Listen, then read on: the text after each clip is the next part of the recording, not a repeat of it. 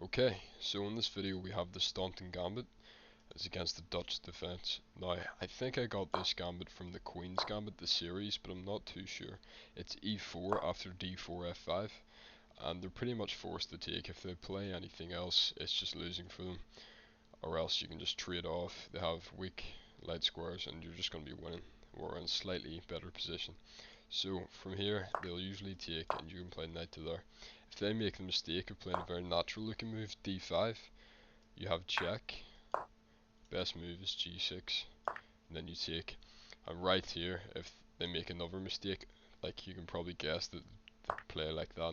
It's not the way they're supposed to play. They're supposed to play like that, and then we might trade down, or something else will happen. But if they do take your queen, they're losing by 2 points on the engine because you take back. You're threatening a fork right here. And not only are you threatening a fork, there's no way for them to stop it. Like, let's say they play knight to there, you take, and you just get the fork straight away. Say they play king over, you play maybe like that, and now you're going to win that pawn no matter what, or else get that fork. So, the same position if they play knight f6, which is the best move. They might have the future idea of playing that d5, which isn't good early on, and a lot of beginners will play that. Now, in this position, we'll attack the knight, because if the knight falls, we win our pawn back. And if they're a beginner, they won't see g6. Like, if they're half decent, they might, just to develop the bishop, but most people will focus on putting some sort of pressure or defending that pawn in some way. So from here, if they do play d5 again, obviously you take, pawn takes, we have check, we get to this position here, queen trades down. If it does, we're not getting that fork this time because there's no dark squared bishop. So on the off chance you're against someone a higher rate, or they actually know what they're doing, we'll look at g6. So from g6 we're going to see d5 and bishop to g7. We can play a very aggressive h4 here, and they can play either that or that. A lot of the time they'll go for that because that is the better move, and from here we can play pawn up. Their best move here is d5 and just let this happen, but if they do decide to take with a knight, it does look momentarily free, but it's not, because we have rook takes, and the engine doesn't even recommend taking back. And you're thinking, okay, if they do take back, we just take, right? No, it wants to play bishop to c4, which kind of surprised me. And then we'll have them trying to defend with different sort of ways. I'm actually not sure how they get out of this sort of shitty position, because they have to develop all these pieces in castle queen side to sort of save themselves. So from here, now we have queen h5 check, and if we have that, it's obviously made one.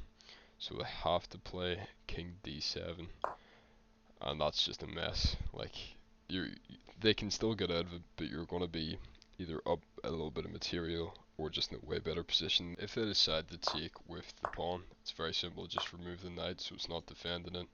They'll take back with queen check, king over, and now we're threatening mate. Now from here, you're just winning again. You have positional advantage, you have material advantage, you can win that pawn back if you want to. You know, it's just looking good. We have the same position, so they can't take, but we'll look at the second best options, which is d6.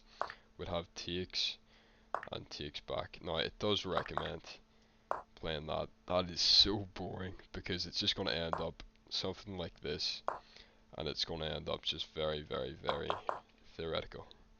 So what I recommend doing is from here, take, and they'll take back just like in the Benoni defense.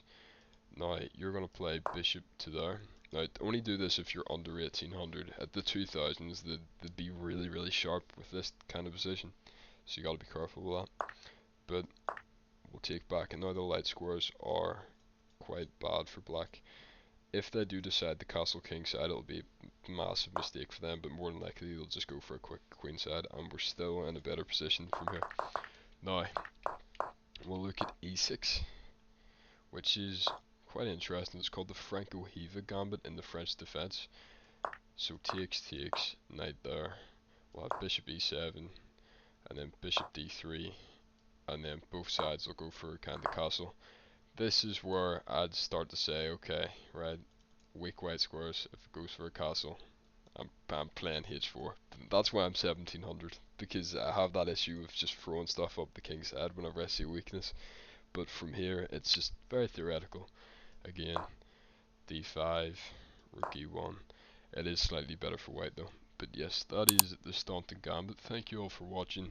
I'll make a couple more videos this week about just different openings and stuff that I find. And yeah, that is all from me. Have a nice day. I'll see you all later.